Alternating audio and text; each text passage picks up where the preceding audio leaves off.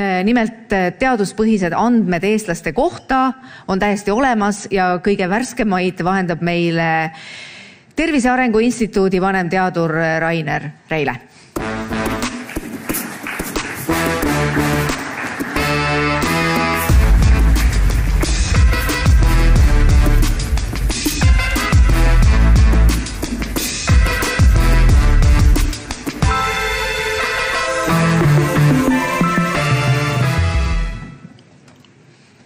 Nii, tervist.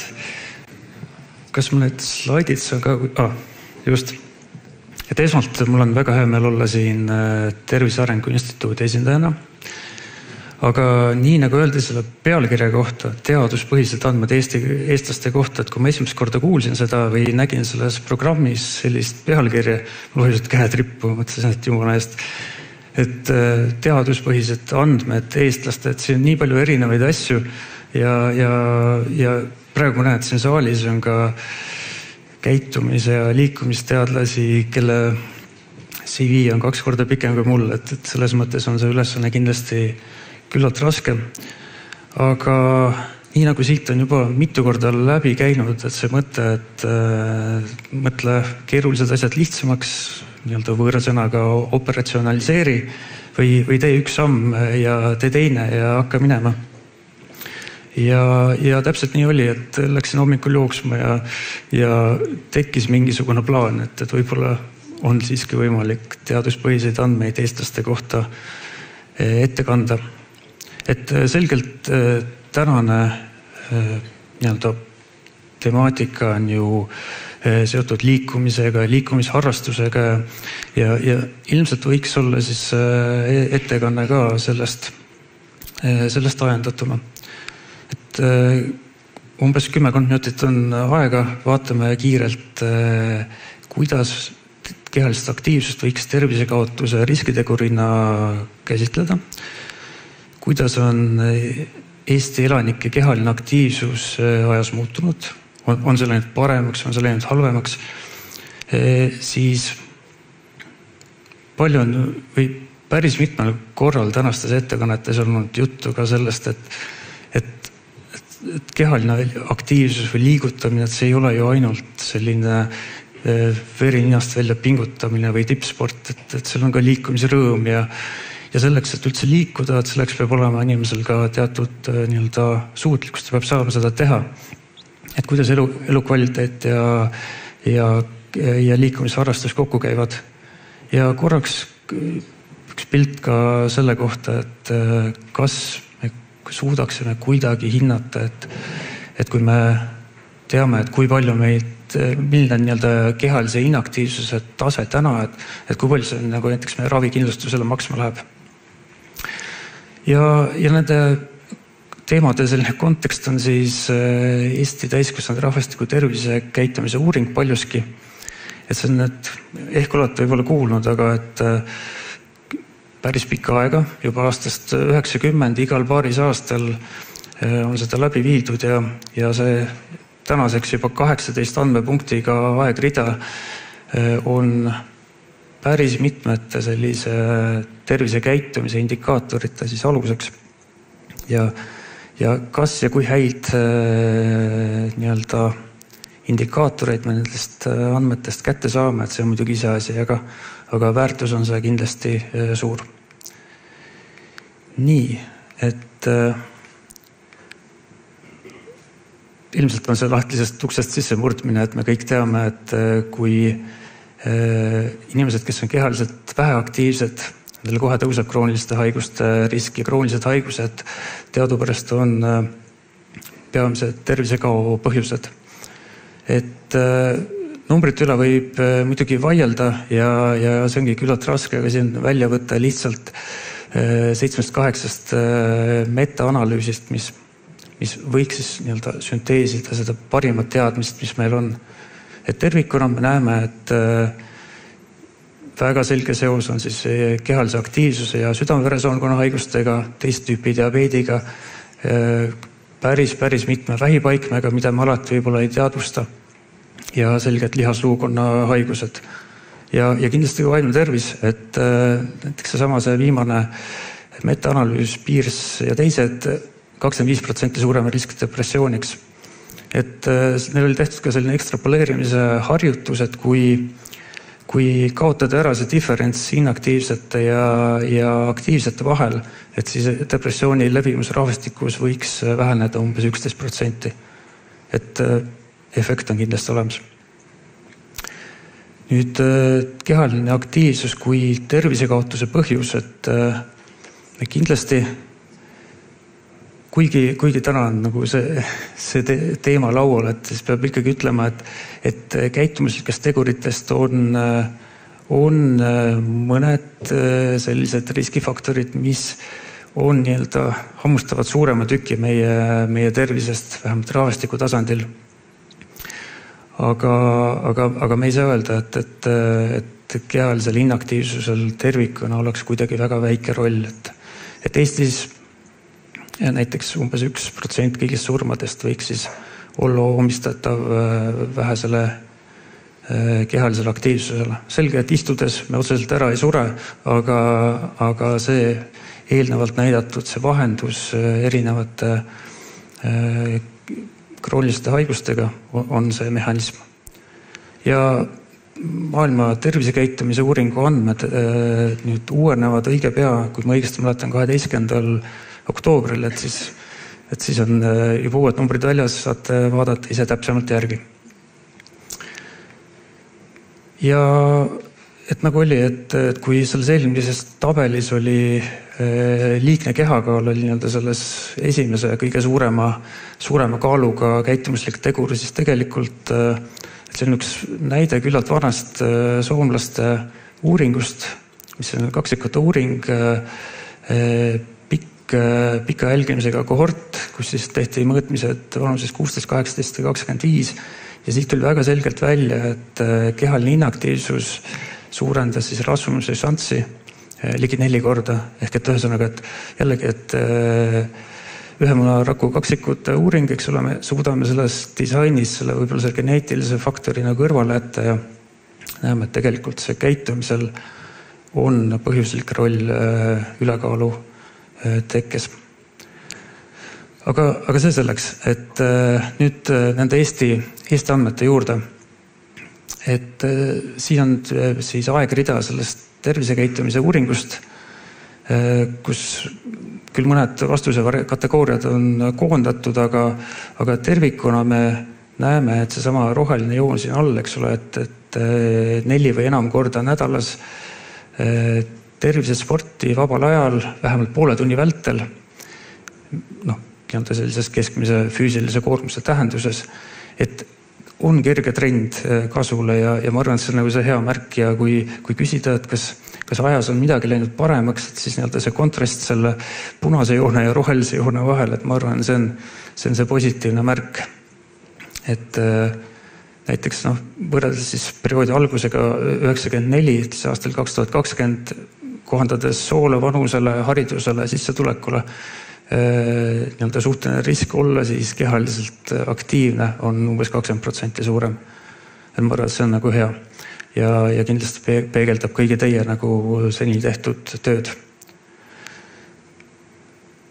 Aga küsitlusuuringutes alati on nagu teatud sellised piirangud, et ühelt poolt, kuidas inimesed küsimustest aru saavad ja kuidas nüüd mõõta seda kehalist sooritust siis sageduse, korduste arvu, intensiivsusega, et tihti tavapärane selline olukord, küsitlusuuring, me peame tegema sellise kompromissi uuringu kulude, uuringu keerukuse ja siis selle kaetuse vahel ja enesekohased sellised indikaatorid tihti on kõige lihtsamad.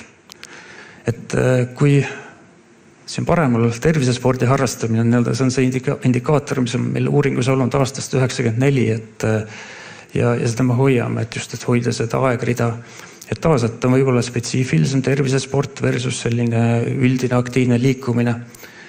Ja kahjuks on ka niimoodi, et see natuke ajas fikseerunud skaala, et see ei võimalda meil näiteks, ütleme, täpselt eristada seda WHO, seda minimaalset soovituslikku 150 minutit.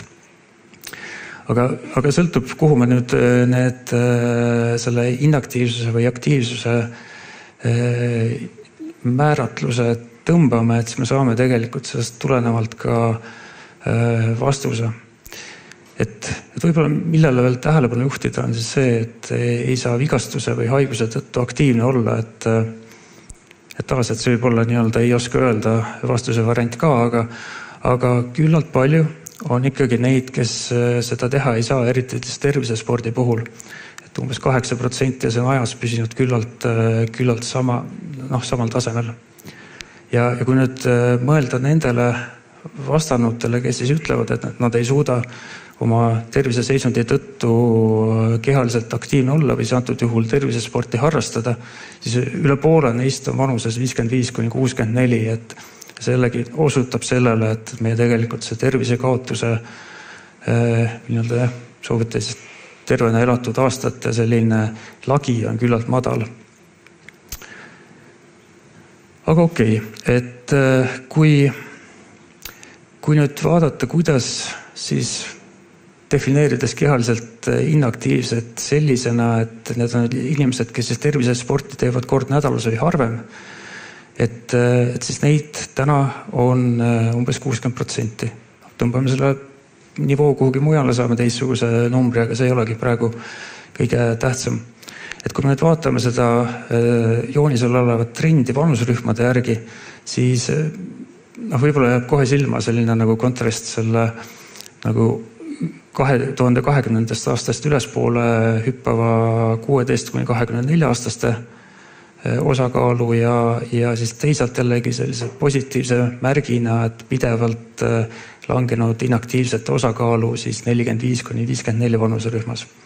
Ehk et taas, et need inimesed, kes on leidnud tee siis liikumisharrastuse juurde, et demograafilised tingimata ei ole samad sihtrühmad ja võib-olla see on nii-öelda mõttekoht ka nende erinevateks kaasamisstrateegiateks.